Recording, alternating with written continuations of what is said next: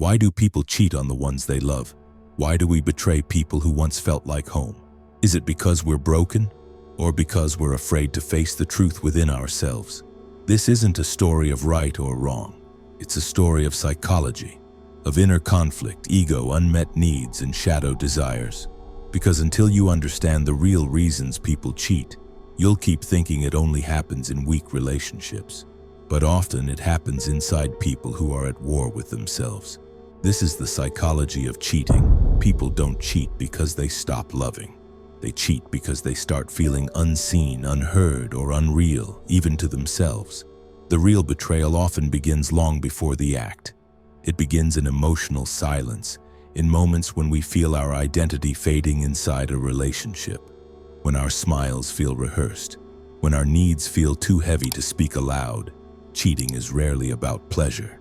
It's about psychological relief, a temporary escape from the cage we silently built around our own heart.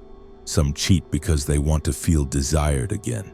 Some cheat because they want to feel powerful. Some cheat because their own reflection has become unfamiliar and they're desperate to see themselves through a different set of eyes. Behind every affair is a search, not for another person, but for a missing part of the self, a part that once felt alive, spontaneous, bold, and free. This isn't to justify it, it's to understand it. Because unless we understand the emotional hunger beneath the surface, we will always treat cheating as a moral failure instead of a psychological collapse. And often the one who cheats doesn't fully know why.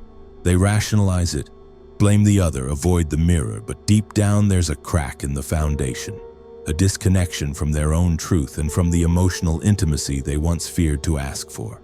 Cheating doesn't begin with action.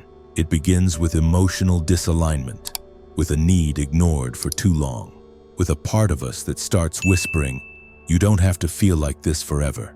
And so the mind begins to drift until the body follows. Sigmund Freud believed that human behavior is governed by a fragile balance, a constant tension between what we desire and what we know we shouldn't do.